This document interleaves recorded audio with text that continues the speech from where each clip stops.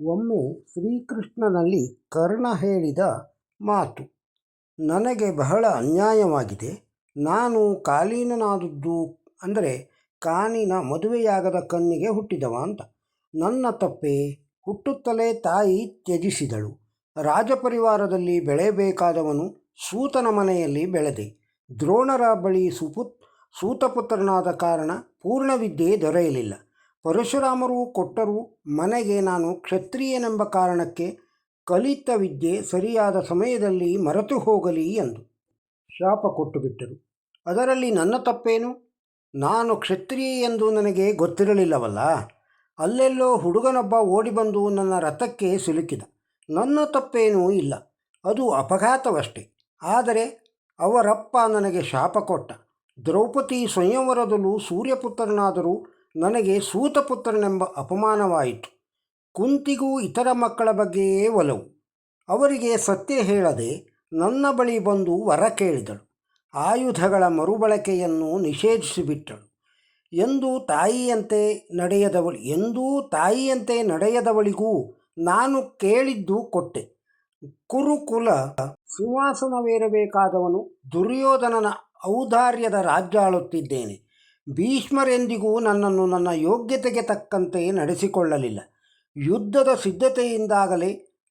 ಇದ್ದಾಗಲೇ ನನಗೆ ಅಪಮಾನ ಮಾಡಿ ಅವರ ಸೇನಾಪತ್ಯದಲ್ಲಿ ಯುದ್ಧ ಮಾಡಲು ಮನಸ್ಸಿಲ್ಲದಂತೆ ಮಾಡಿ ಹಿಂದೆ ಸರಿದುಬಿಟ್ಟರು. ದುರ್ಯೋಧನನ ಸ್ನೇಹಕ್ಕೆ ಇದೆಲ್ಲ ಸಹಿಸಿಕೊಂಡಿದ್ದೇನೆ. ಜೀವನ ಪೂರ್ತಿ ನನಗಾಗಿದ್ದು ಅನ್ಯಾಯ. ಈಗ ದುರ್ಯೋಧನ ಕೆಟ್ಟವನು ಎಂದರೆ ಅದು ನಿಮಗಿರಬಹುದು. ನನಗಂತೂ ಅವನು ಎಂದಿಗೂ ಒಳ್ಳೆಯದೇ ಮಾಡಿದ್ದಾನೆ. ದೇವರು ನನ್ನ ಪಾಲಿಗಿಲ್ಲ. ಆದರೆ ದುರ್ಯೋಧನನ ನನ್ನೆಂದಿಗೂ ಕೈಬಿಟ್ಟಿಲ್ಲ. ನಾನು ಅವನ ಪರವಾಗಿರುವುದರಲ್ಲಿ ತಪ್ಪೇನಿದೆ ಕೃಷ್ಣ? ಕೃಷ್ಣ ಹೇಳುತ್ತಾನೆ, ಅಯ್ಯ ಕರ್ಣ, ನಾನು ಹುಟ್ಟಿದ್ದು ಸೆರೆಮನೆಯಲ್ಲಿ. ಹುಟ್ಟುವ ಮೊದಲಿನಿಂದಲೂ ನನ್ನ ಸಾವು ಕಾದು ಕುಳಿತಿತ್ತು. ಹುಟ್ಟಿದ ರಾತ್ರಿಯೇ ತಾಯಿಯಿಂದ ನಾನು ಬೇರಾದೆ. ನಿನಗಾದರೂ ಸೂತನ ಮನೆಯಲ್ಲಿದ್ದು ಶಿಕ್ಷಣ ದೊರೆಯಿತು. ಬಾಲ್ಯದಿಂದಲೇ ಖಡ್ಗಗಳ ಕಿಂಕಿಣಿ, ರಥಚಕ್ರಗಳ ಕಟಕಟ ಶಬ್ದ, ಕುದುರೆಗಳ ಕೆನೆಯುವಿಕೆ, ಧನುಷ್ಕೇಂಕಾರ, ಬಾಣ ಮೊಸೆಯುವ ಸದ್ದು ಇದನ್ನು ಕೇಳಿಯೇ ನೀನು ಬೆಳೆದೆ. ನನಗೆ ಸಿಕ್ಕಿದ್ದು ಗೊಲ್ಲರ ಹಟ್ಟಿ.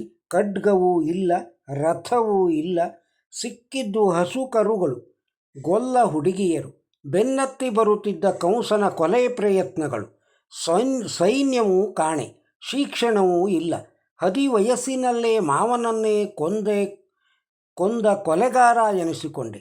ಜರಾಸಂಧನ ಆಕ್ರಮಣದಿಂದ ಫಲವತ್ತಾದ ಯಮುನಾ ತೀರ ಬಿಟ್ಟು, ಊರ ಬಿಟ್ಟು, ಕಂಡರಿಯದ ಸಮುದ್ರ ತೀರ ತಲುಪಬೇಕಾಯಿತು. ಎಲ್ಲದಕ್ಕೂ ನಾನೇ ಕಾರಣ ಎಂದು ಊರಿನವರೆಲ್ಲ ಗೊಣಗಾಡಿಕೊಂಡದ್ದು ನನಗೆ ಗೊತ್ತು. ರಣಹೇಡಿ ಎಂಬ ಅಪವಾದವು ನನ್ನ ಮೇಲೆ. ನೀವೆಲ್ಲ ನಿಮ್ಮ ಗುರುಗಳಿಂದ ಸ್ನಾತಕರೆಂದು ಗುರುತಿಸಿಕೊಳ್ಳುವಾಗ ನಾನಿನ್ನೂ ಗುರುಕುಲಕ್ಕೂ ಸೇರಿರಲಿಲ್ಲ. ನಾನು ಸಾಂದೀಪ ಮುನಿಗಳ ಗುರುಕುಲ ಸೇರಿದ್ದೇ 16ನೇ ವಯಸ್ಸಿಗೆ. ನಿನಗೆ ರಾಜ್ಯವಾದರೂ ಇದೆ. ರಾಜ ನೀನು. ನಾನೇನು ಯಾವೂರ ಸಿಂಹಾಸನಾಧೀಶ? ಪರಿಚಯವೇ ಇಲ್ಲದ ಹುಡುಗಿಯರು ನನ್ನನ್ನು ರಕ್ಷಿಸು, ನೀನೇ ಮದುವೆಯಾಗು ಎಂದರೆ ಮಾಡುವ ಕೆಲಸ ಬಿಟ್ಟು ಅಲ್ಲಿಗೆ ಓಡಬೇಕಾಯಿತು.